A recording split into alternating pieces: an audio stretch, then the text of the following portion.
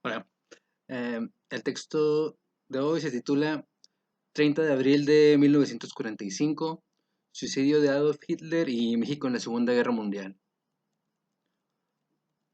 Hoy, 30 de abril de 2021, se conmemora la entrada del ejército soviético en Berlín, acto que derivaría en el suicidio de Adolf Hitler.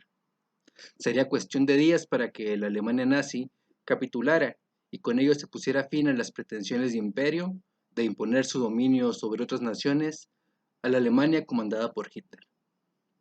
Si bien México no formó parte de los países que entraron en abierta confrontación bélica con las potencias del eje, sí formó parte de los primeros países que denunciaron a la Alemania nazi de invadir otros países y de atentar contra la soberanía de estos.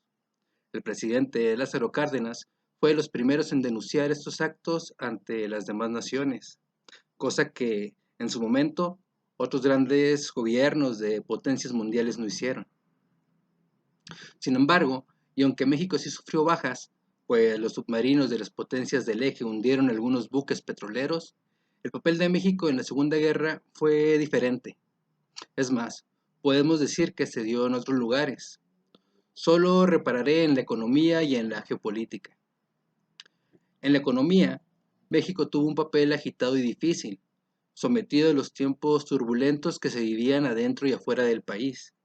Adentro estaba en desarrollo la Revolución Mexicana, en específico, la expropiación y nacionalización de la industria petrolera. Ante este acto de soberanía nacional, Inglaterra y Estados Unidos le pusieron un bloqueo comercial a México. Por ello, México se vio en la necesidad de comerciar con otros países, entre ellos las potencias del eje. Pronto, Inglaterra y Estados Unidos cambiaron de opinión y reconocieron a México como país soberano y amigo. Eso en lo económico. En lo geopolítico, siendo un país neutral, aunque siempre denunciante de los actos que atacaban la soberanía de otros países, México recibió y asiló a personas de todas partes del mundo. Teniendo frontera con Estados Unidos y estos en guerra declarada con las potencias del eje, vieron que no les convenía tener de enemigo a México. Era necesario establecer una política de buena vecindad, pues, de lo contrario, su frontera más grande los colocaba en una posición de vulnerabilidad. Lo mejor, como siempre, sería tener buenas relaciones con México, valorarlo tanto como socio comercial, tanto como aliado político. Hoy, a más de 70 años del suicidio de Hitler y a solo unos días para celebrar la victoria sobre el nazismo y el fin de la Segunda Guerra Mundial en Europa, no está de más, unido al jolgorio que se vive en Rusia, en Europa y en todo el mundo por esta victoria, revalorizar al menos dos cosas. La primera sería de contagio, pues no voy a mentir que me contagia mucho la felicidad y los sentimientos encontrados y profundos del pueblo ruso. Vencer en lo que ellos denominan la Gran Guerra Patria fue toda una hazaña.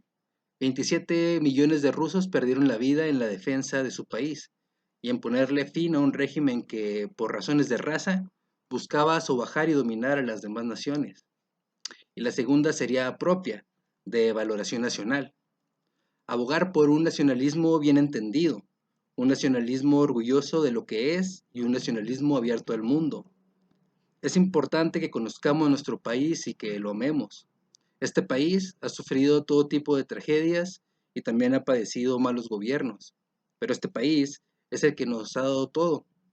De su tierra nos hemos alimentado y en su tierra descansan nuestros antepasados. México es importante y querido en el mundo y también es importante a nivel geopolítico y geoestratégico. No podemos olvidarnos de esto. Tenemos que sentirnos orgullosos de ser mexicanos. Es verdad, los que gobernaron en el pasado quisieron que nos olvidáramos de nuestra historia, de nuestros héroes, de lo que somos y de lo que valemos. Pero México es más que toda esa bola de apátridas. No tengan miedo, venceremos.